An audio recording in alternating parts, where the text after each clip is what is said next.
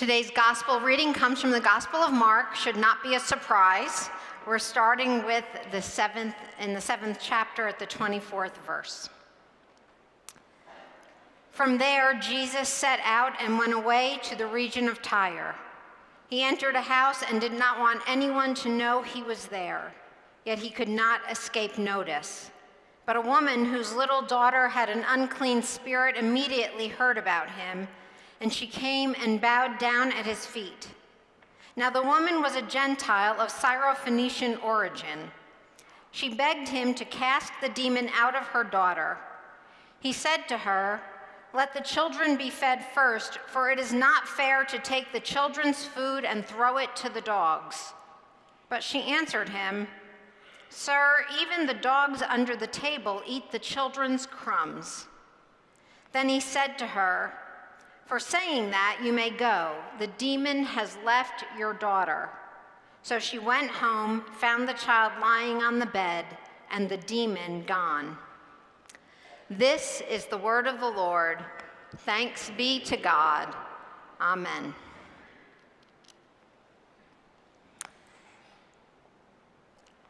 Did you catch that phrase that Jesus said in there?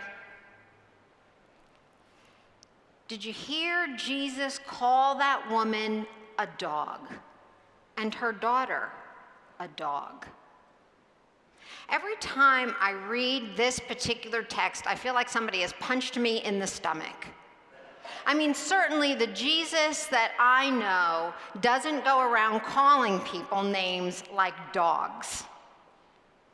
And I think the biggest issue I have with that is that when I read this, it brings me back to some really unhappy days in high school, when name calling was done face-to-face and not via the internet.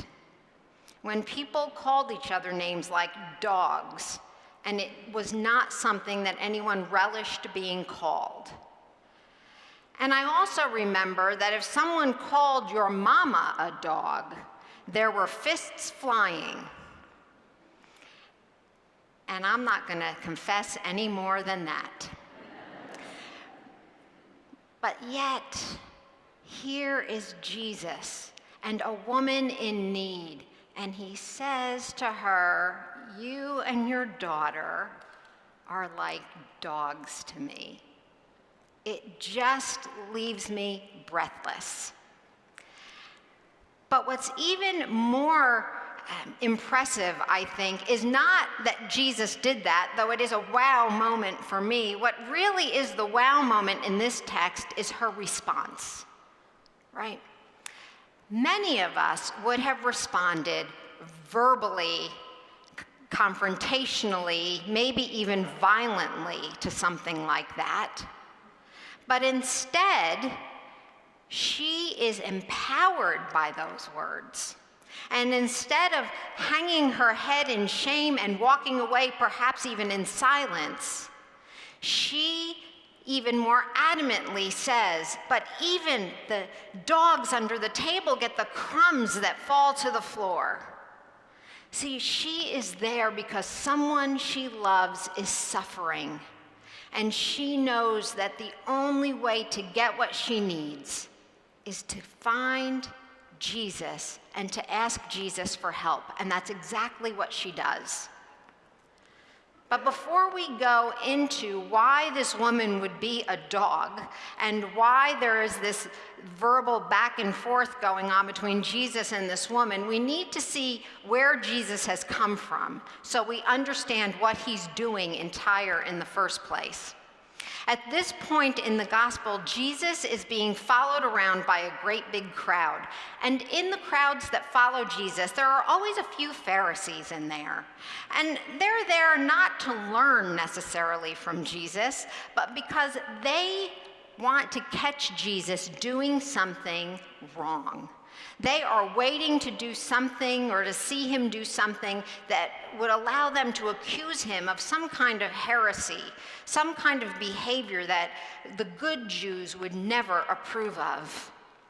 And so while they are together with the crowd and Jesus and his disciples are there, they find their opportunity. The disciples are found eating without washing their hands.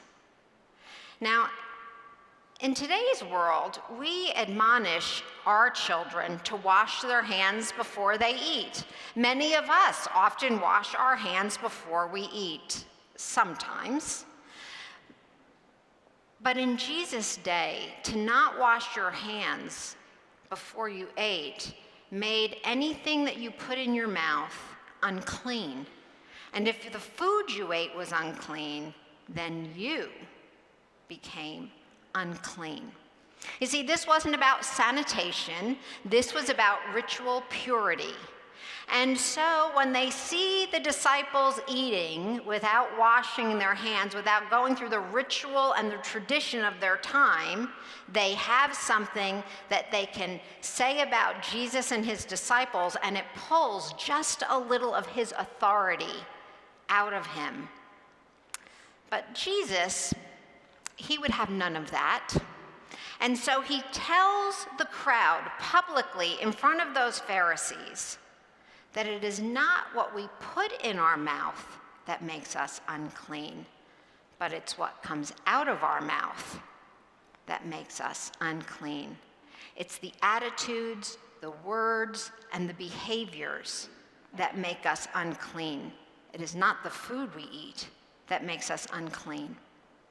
Now, the disciples, who often get a bad rap in Mark's gospel, and we all know that, don't quite get what Jesus is trying to say. And so privately, later on that day, Jesus pulls those disciples together and he says this: "It is what comes out of a person that defiles, for it is from within, from the human heart, that evil intentions come.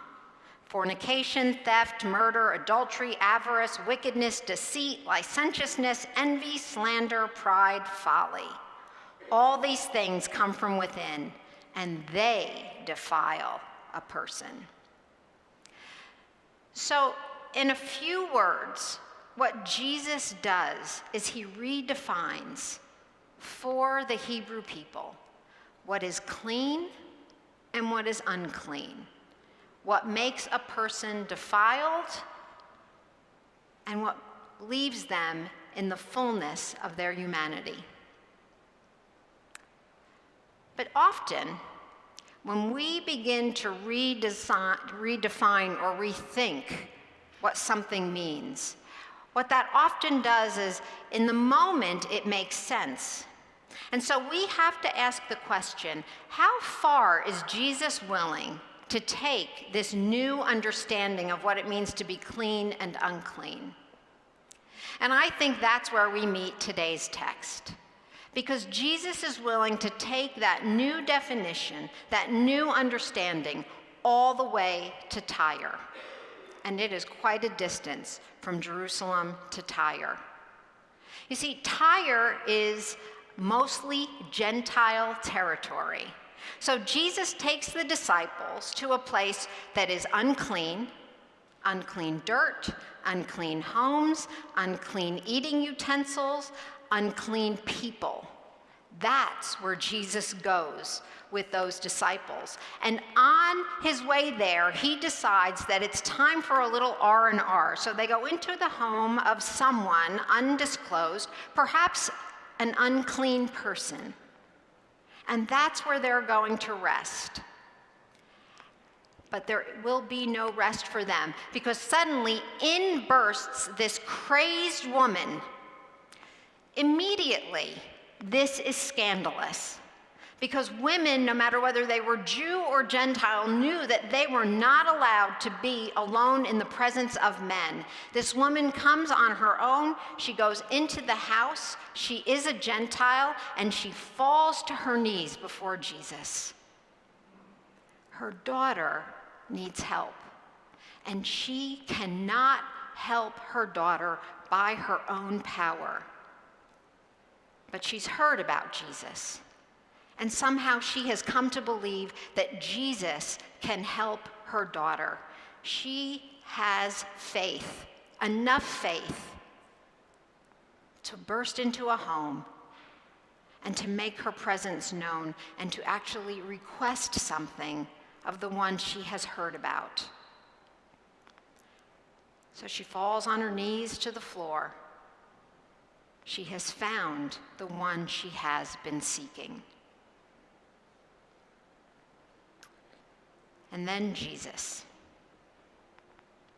Jesus looks right at her and says, "No. No. I haven't come for people like you.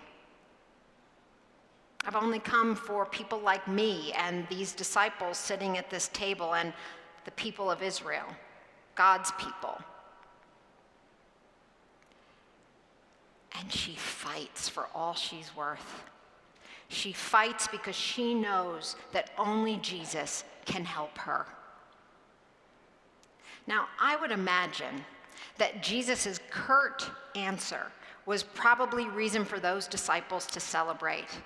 I mean, I can just picture them around the table going, "Oh, thank our God that we do not have to deal with this crazy woman and her demon-possessed daughter, because we would all end up unclean just like her."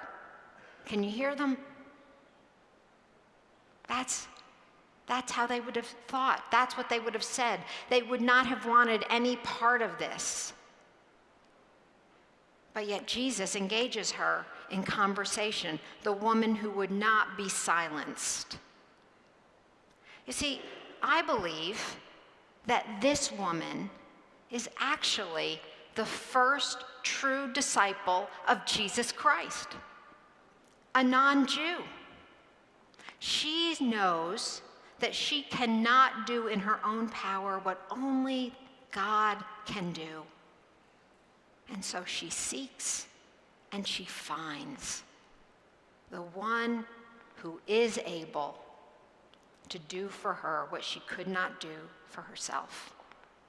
This is a disciple of Jesus Christ, a Gentile Syrophoenician woman with no status and with nothing to offer. And isn't that most often when we see faith in action, when our own faith pulls us to do things that we would not ever do on our own, when we see people so broken and so hurting that all we can do is fall to our knees and ask God for help, when we see needs that are so great all around us, when we see people underserved, when we see people underfed, when we see people who cannot care for themselves because they do not have their own resources, whether physical resources or some other resources, financial resources or mental resources or academic resources, those are the times that our hearts break apart and we fall to our knees on behalf of others. We become intercessors, advocates, and missionaries. Who speaks for the underserved and unwanted and unloved? Who speaks for those who have nothing, who have lost everything? Who extends a hand instead of simply $1, so that those who are deemed unclean in our world know that they have dignity and worth? Consider, just for a brief moment, some of the ministries that we offer out of this church: School on Sunday and Quincy's Quest, for children who do not have the resources they need to be successful, even in elementary school. Or the Volt team that goes and does eye exams and gives eyeglasses. Or Sandwich Blessings that goes to where the homeless are and feeds them and talks to them and prays with them. Or the Plano overnight warming station, where those who have no place to lay their head have a clean bed to sleep in, a meal in the evening, and people who will talk with them and treat them like human beings. Who goes and falls to their knees when they know that they cannot meet the needs of those around us. If not us, if we are not the people that fall to our knees and become advocates and intercessors and missionaries, then who? Who would do this?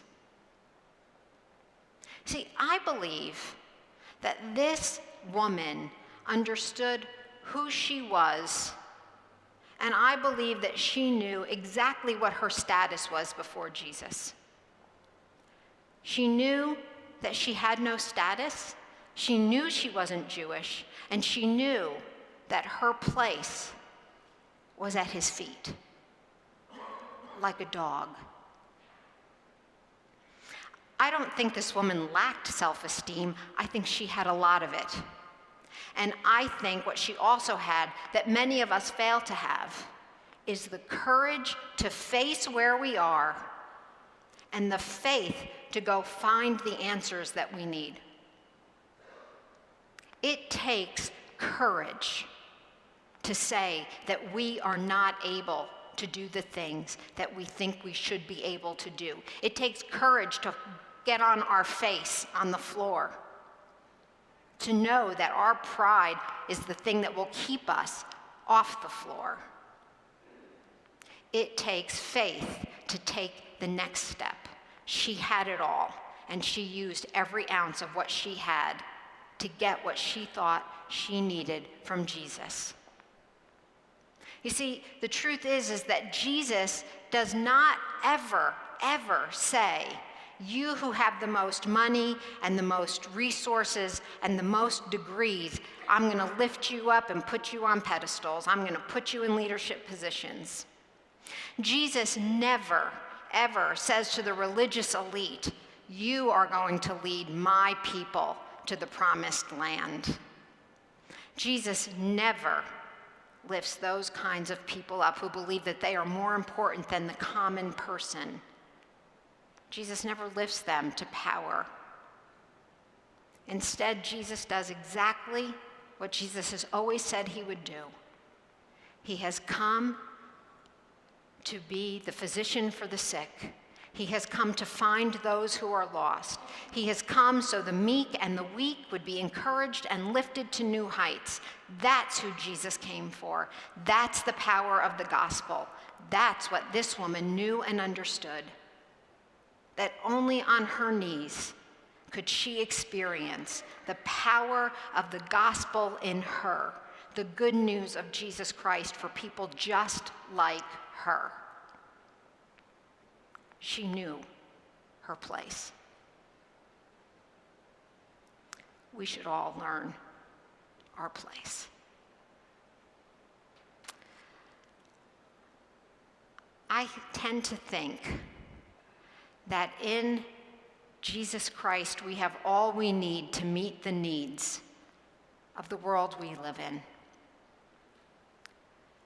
But I also think that we need to understand that unless we are willing to fall to our knees and to receive the crumbs that fall from the table, we will never know what it means to taste and see that the Lord is good. At the end of this story, this woman is told to go home, that her daughter is well, and she is. But that's not the end of Jesus' story, and it's not the end of how Jesus interacts with common, unclean people. After Jesus leaves Tyre, he goes on to the Decapolis, 10 small towns that make up a large geography, almost entirely Gentile.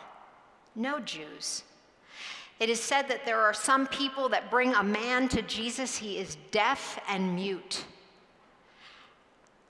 And Jesus, who has already said that what is unclean is not a person, but what comes out of a person,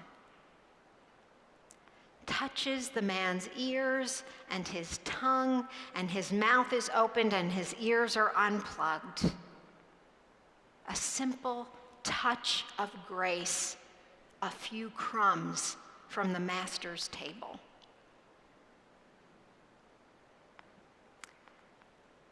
Jesus does not stop with Israel's children. He goes far beyond, even this early in the gospel. When people, us, realize that only God can work through us the things that need to be worked through, that we have no power aside from God's power in us, then we understand the importance of landing on our knees and waiting for the crumbs to fall.